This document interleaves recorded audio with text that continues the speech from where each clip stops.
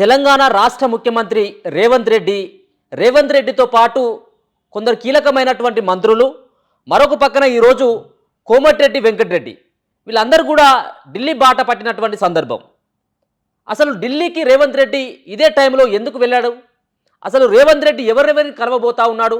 అసలు రేవంత్ రెడ్డి తోటి మరి మిగతా మంత్రులు ఎందుకు వెళ్లాల్సి వచ్చిందన్నటువంటి చర్చ కొంత కొనసాగుతూ ఉంది. ఇదే టైంలో ఒక పక్కన అసెంబ్లీ సమావేశాలు అయిపోగానే మరి హడావిడిగా రేవంత్ రెడ్డి ఢిల్లీ పర్యటన.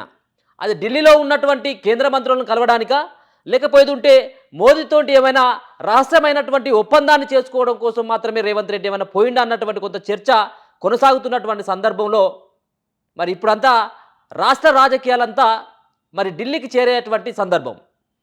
ఒక పక్కన నిన్న రేవంత్ రెడ్డి ఢిల్లీకి వెళ్ళిన తర్వాత మరి కేసీఆర్ కూడా ఢిల్లీకి వెళ్ళబోతా ఉన్నాడన్నటువంటి కొన్ని వార్తలు రావడం జరిగింది.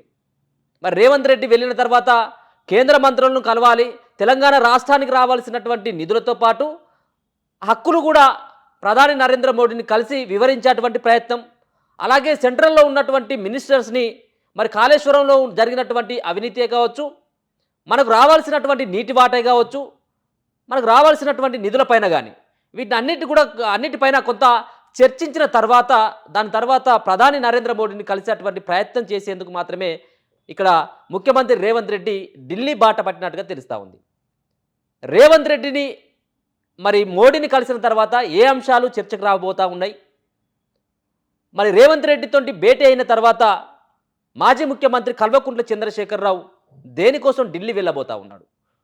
ఒక పక్కన ఇప్పటికే తెలంగాణ రాష్ట్రంలో అప్పుల కుప్పగా చేసి తెలంగాణ రాష్ట్రంలో ఏదైతే ప్రాజెక్టుల మీద కావచ్చు, పథకాల పేర కావచ్చు, ఈ నిధులని దారి మళ్లించినటువంటి సంఘటన పైన మరి విచారణ చేస్తామని చెప్పేసి అసెంబ్లీలో నేరుగా ముఖ్యమంత్రి రేవంత్ రెడ్డి చెప్పడం, కాళేశ్వరం దగ్గరికి అక్కడ ఉన్నటువంటి మజ్లిస్ పార్టీ ఎమ్మెల్యేలతో పాటు కాంగ్రెస్ పార్టీ ఎమ్మెల్యేలంతా కూడా ఆ కాళేశ్వరంలో ఉన్నటువంటి మేడిగడ్డ పైన జరిగినటువంటి ఏదైతే పగుళ్ళు ఉన్నాయో, అక్కడ పిల్లర్లు ఏవైతే కుంగిపోయాయో వాటిపైన మరి పూర్తి స్థాయిలో విచారణ జరిపిస్తాం, దర్యాప్తు జరిపిస్తాం, బాధ్యులపైన చర్యలు తీసుకుంటామని చెప్పేసి కరాఖండిగా చెప్పినటువంటి సందర్భం.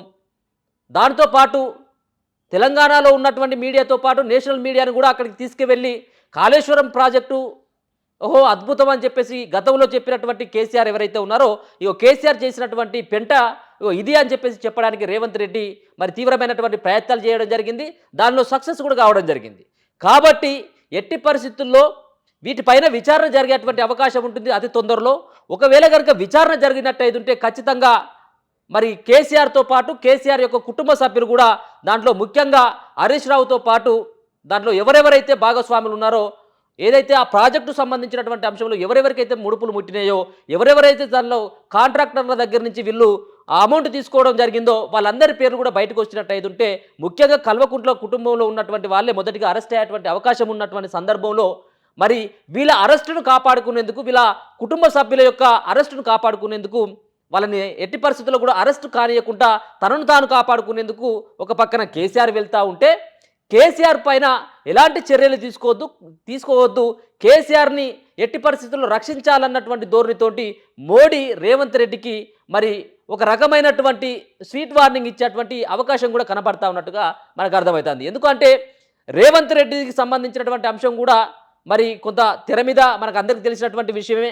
ఓటుకు నోటు కేసుకు సంబంధించినటువంటి అంశం కూడా ఉన్నది. కాబట్టి వీటిని ఒక పక్కన ఇచ్చిపుచ్చుకునేటువంటి ధోరణిని మోడీ ఒక సామరస్యంగా వీళ్ళిద్దరి మధ్యలో ఉన్నటువంటి పంచాయతీని తెంపేటువంటి ప్రయత్నం చేసేందుకే ఈరోజు మరి ఢిల్లీకి రేవంత్ రెడ్డి, రేపు లేదు మరుసటి రోజైనా మరి ఢిల్లీకి మాజీ ముఖ్యమంత్రి కేసీఆర్ కూడా వెళ్ళేటువంటి అవకాశం ఉన్నటువంటి సందర్భం. మరి దీన్ని ప్రజలు ఏ విధంగా అర్థం చేసుకుంటారు?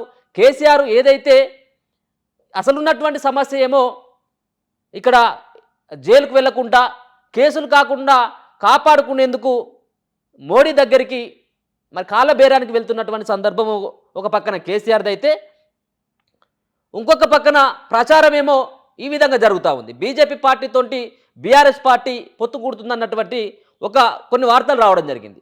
అసలైనటువంటి వార్త ఏమో అరెస్టు నుంచి కాపాడుకునేటువంటి వార్త అయితే, మరి బయటకు వచ్చినటువంటి వార్త ఏమో పొత్తులకు సంబంధించినటువంటి అంశం.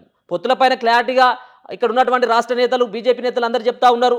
ఎట్టి పరిస్థితుల్లో కూడా పోయినటువంటి అసెంబ్లీ ఎన్నికల్లో పొత్తు పెట్టుకొని మేమంతా పెంట చేసుకున్నాం, ఏదైతే పొత్తు ఉంటుందన్నటువంటి ప్రచారం వల్లనే మేమంతా ఆగమైపోయినామని చెప్పేసి బీజేపీ నేతలంతా ఇప్పుడు కూడా తలలు పట్టుకుంటా ఉన్నారు. ఇక ఇప్పుడు బీజేపీ నేతలు ఖచ్చితంగా కూడా ఇక్కడ ఉన్నటువంటి బీఆర్ఎస్ పార్టీతో పొత్తు పెట్టుకునేటువంటి అవకాశం లేదు.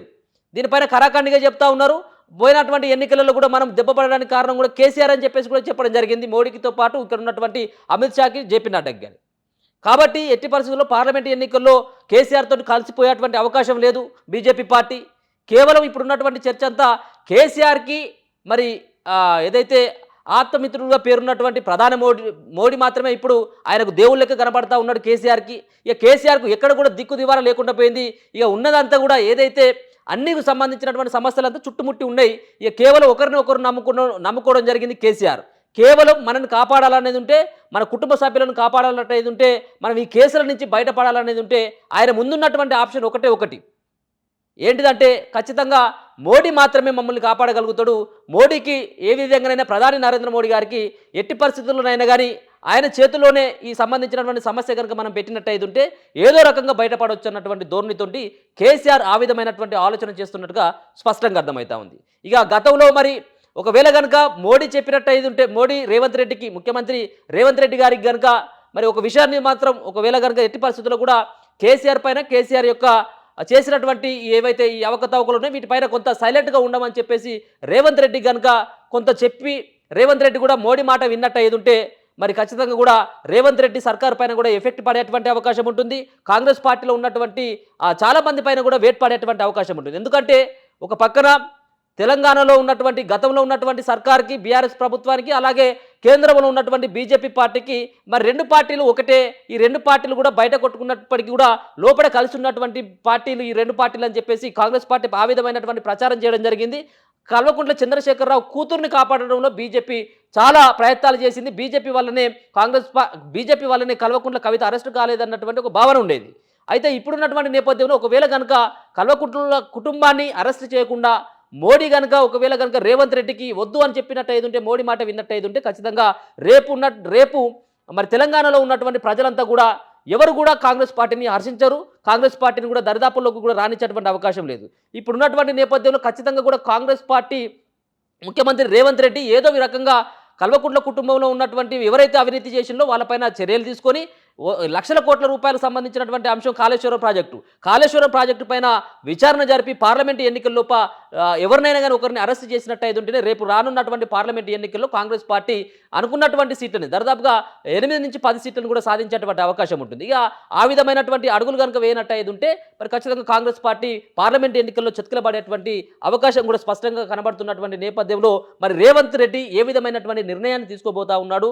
గతంలో కూడా రేవంత్ రెడ్డి మోడీని కలవడం, మోడీకి సంబంధించినటువంటి వీళ్ళిద్దరు కూడా సంబంధాలు ఉన్నాయి. ఒకవేళ కనుక రేపు జరిగేటువంటి ఏదైనా కొంత కాంగ్రెస్ పార్టీ కొంత ఈయనకు డ్యామేజ్ చేసేటువంటి ప్రయత్నం చేసినట్టయితే ఉంటే రేవంత్ రెడ్డి మరి మోడీతో కలిసి ఇంకా వేరే సంబంధించినటువంటి వ్యవహారం కూడా చేసేటువంటి అవకాశం ఉంటుందని గతంలో వార్తలు కూడా రావడం జరిగింది. కాబట్టి మోడీ మరి నిజంగా ప్రధాని నరేంద్ర మోడీ గారు మరి ఏ విధమైనటువంటి ఆయన యొక్క ఒపీనియన్ చెప్పేటువంటి అవకాశం ఉంటుంది. ఇప్పుడు వీళ్ళిద్దరిని ఒక పక్కన ఈరోజు రేపు ముఖ్యమంత్రి రేవంత్ రెడ్డిని కలిసేటువంటి అవకాశం ఉంటుంది. ఇంకా వారం 10 ఇక్కడ ఉన్నటువంటి 2-3 రోజులలో కేసీఆర్ కూడా ఢిల్లీకి వెళ్తే ఈయనను కూడా కలిసి మరి దాని తర్వాత జరిగేటువంటి పరిణామాలపైన కూడా తెలంగాణ రాష్ట్రంలో మరి రాజకీయాలు ఆధారపడేటువంటి అవకాశం అయితే కనబడతా ఉంది. చూడాలి ఈ పార్లమెంటు ఎన్నికల్లో మరి రేవంత్ సర్కార్ ఏ విధమైనటువంటి నిర్ణయాన్ని తీసుకోబోతా ఉంది. ఇక్కడ ఉన్నటువంటి కేసీఆర్కు బిగించినటువంటి ఉచ్చుని తప్పించుకునేందుకు మోడీతోటి ఏ విధమైనటువంటి ఒప్పందాన్ని కేసీఆర్ కూడా చేసుకోబోతా ఉన్నాడు అనేది కూడా మరి అతి తొందరలో తెలిసేటువంటి అవకాశం ఉంటుంది.